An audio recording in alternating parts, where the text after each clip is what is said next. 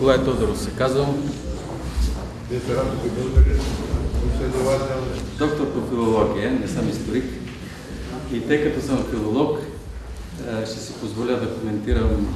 Се занимавам с нещо, с история също, но от гледна точка на лингвистиката, нещо като лингвистична археология, ако може така да се изразя. И затова ще си позволя да си изкажа мнението за името на град Берое и за Загора. Значи,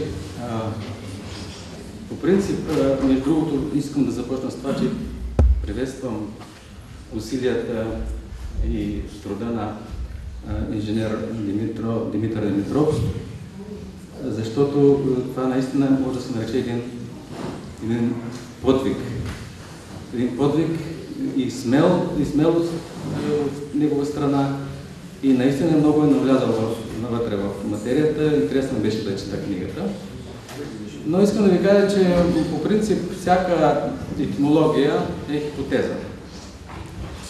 И това, което е изказал в книгата си инженер Димитров, може да бъде вярно, може и да не бъде вярно. Това, което кажа аз, също може да бъде вярно, може и да не бъде вярно.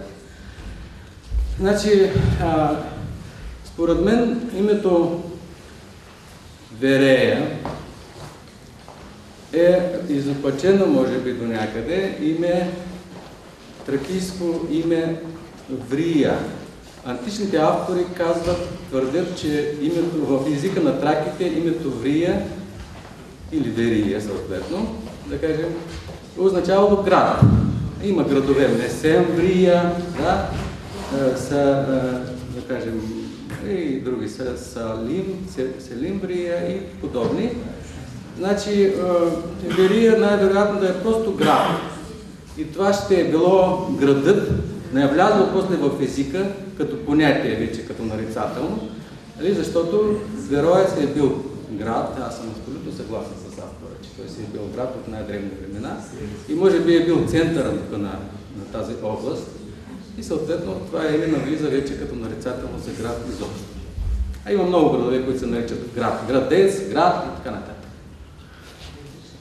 Другото е за Загора. Значи с Загора вече с по-голяма сигурност, ако за Верия или Врия, просто за Загора, мога да кажа с много по-голяма сигурност, че авторът, категорично съм сигурен, че това, че авторът греши, когато се опитва да обяснява името Загора с някакви праиндоевропейски и не знам си какви корени, защото Загора си е типично българско-славянско име Загора и то толкова е очевидно и никой не го подлага на съмнение. Аз мога да ви покажа трудове на лингвисти, сериозни, включително и западни, и немски, които абсолютно не подлагат на никакво съмнение значението на името Загора като нещо, което се намира зад планината. На времето в езика, да кажем, на българите също гора означава планина, горе, нещо горе. Значи е зад планината град, място, което се намира зад планината, съответно областта и то е съвсем логично, мястото е зад планината, зад Балкана, нали? Моля? Зад Средна гора. Средна гора и така нататък, така че Черна гора и така нататък. Така че тук няма никакъв смисъл да ровим в някакви... Аз разбирам позицията, той има такава позиция, да кажем, че ние българите нямаме нищо общо с славяните. Толкова доказателства има, че едно и също сме. Това сме първите славяни и второ аз лично съм събрал десетки хиляди доказателства, че траките и славяните са едно и също. Така че,